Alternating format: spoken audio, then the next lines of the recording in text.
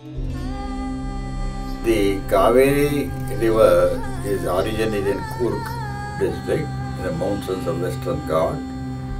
It is the lifeline of the agricultural people of Karnataka, Tamil Nadu and partly Kerala. The Sankethi community settled down on the banks of the river and Kaveri and its tributaries, and from there water was the main reason why they settled down.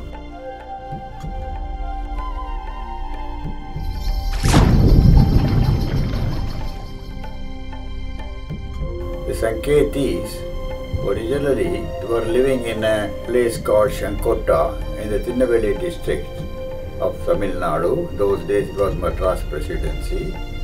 About 800 or 1000 years back, due to economic reasons, these about 800 or 1000 families migrated up to the north. Then they took to agriculture, growing betel nut, betel leaf, coconuts and other crops.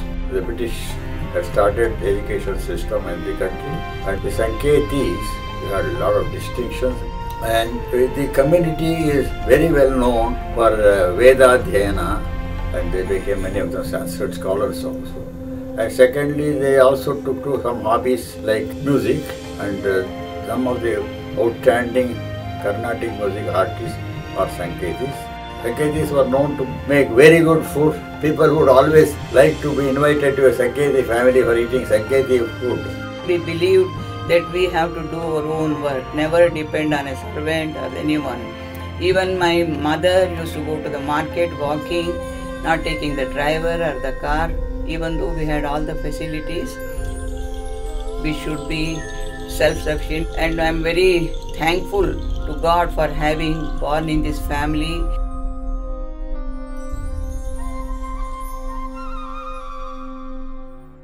Sankethis have a rich history filled with accomplishments and adventure. Of the many tales of great Sankethi men and women throughout the ages, here are just a few. I used to hear a number of stories of my grandfather's earlier generations. Grandfather, great-grandfather, I think, somewhere in maybe early 1800 or late 1780, 1790 perhaps. In those days, the Maratha Empire was very strong. The Peshwas, who were the prime ministers, became very powerful. Balaji Bajirao II was very well known. He recognized the great-grandfather of my grandfather, and he had honored him by inviting him every year. The great-grandfather of my grandfather, so he used to make a pilgrimage almost from his village in Basavapatna all the way to Pune on foot, and it would take several days, maybe a month or 2 months to go there. However, this journey was treacherous due to it taking place during the time and region of the final Mysorean Wars. Tipu Sultan was a very good warrior, but he was a very ruthless ruler. He usurped the throne of Mysore and Delhi relegated the Maharajas to the background, and he was a virtual ruler. He fought the British. 3 wars he defeated the British. While Tipu Sultan is most known for holding back British during the Mysorean Wars, his army is often credited with one of the greatest technical advancements in military history: rockets. Rockets were first invented in ancient China and spread across Asia from Korea to Japan. Tipu Sultan's rockets differ from early rockets because they are made of metal, which allowed gunpowder to burn quickly, creating more pressure, strength, and range. This caused these rockets to be deadlier than any used before.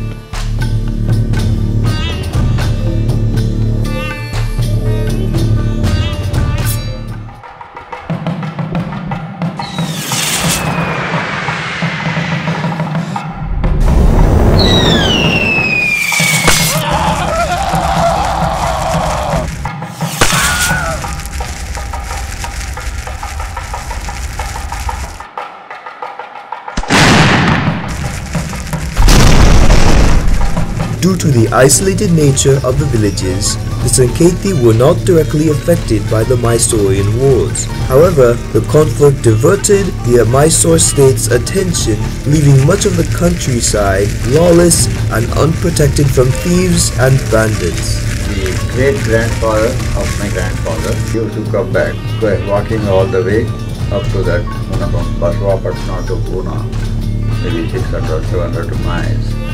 On one occasion when he was returning, he saw some thugs. He saw them in the reflection of the water when he was doing his bathing and ablutions.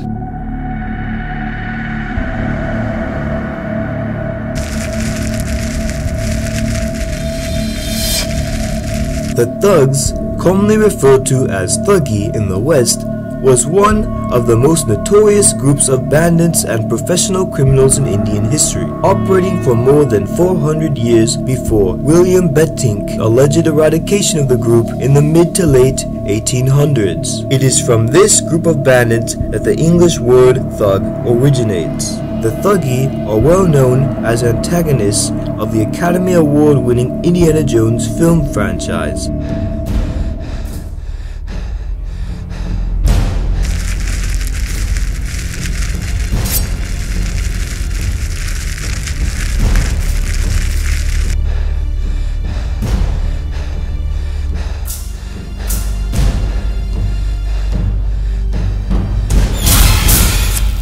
It was a spontaneous reaction. He picked up some sand and threw in the eyes of the thugs. Thugs were a very big menace in those days. There are other stories about ancestors who encountered thieves and bandits. My grandfather had gone and worked on site project. He was not at home. So in those days, the dacoits used to send a letter if they have to come and do the robbery in the house. So when this message came home, my grandmother was all alone in the house with her 6 children. All of them are very young and small. So she was very scared. My grandmother hid all the children in the drums and cauldrons and everything so that nobody can see them. Then she went and called the security man, a Pathan who used to take care of the house, told him that such a letter has come, I don't know what to do. Then he said, Madam, you don't get worried, I will take care of this. Because before he joined this job, he was the leader of that group. So then he spoke to these people that I am working in this house, so you cannot do anything, so you have to go back. So then they went back. My grandfather, he came from a poor family in a village called Baswapatna. Unfortunately, he lost his father at a very tender age of 12. So he had the responsibility for his siblings, 2 brothers and a sister. He moved to Mysore to pursue studies, and he used to study under the street lights. He had no money for buying oil for the lamps. Because he lost his father, he was a little slow in his academical progress. He had worked very hard, and looking at his brilliance and industriousness, the Maharaja of Mysore appointed him as a private tutor for one of his cousins.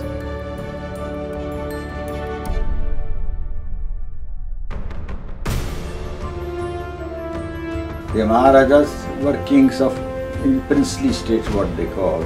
And the Maharaja of Mysore, seeing the brilliance of my grandfather, appointed him as a private tutor for one of his cousins. My grandfather served very sincerely for 35 years. He was called by the Maharaja of Mysore many times in a month for consultation because he respected his opinions on important issues. Maharaja of Mysore selected him and gave him a scholarship to go to Pune and study engineering. In those days there were 2 engineering colleges in the whole country. One was in Pune, another was in Sialkot, I think in Punjab. And one of his distinctive contribution was the construction of the Krishnaraja Dam near Mysore on the river Kaveri. And he was the principal engineer. He was honoured by the Maharaja of Mysore, Nalvade Krishnaraj with the title of Rajashilpa Visharada, that is the grand royal architect. So that is how he came up from very humble beginning, and that made him always conscious of the struggles poor people have to go through, and he helped a lot of poor people. Many of the Sankethi families have migrated to America the grandchildren and later on generations. Family are very pious, very humble, very down to earth, always trying to help people.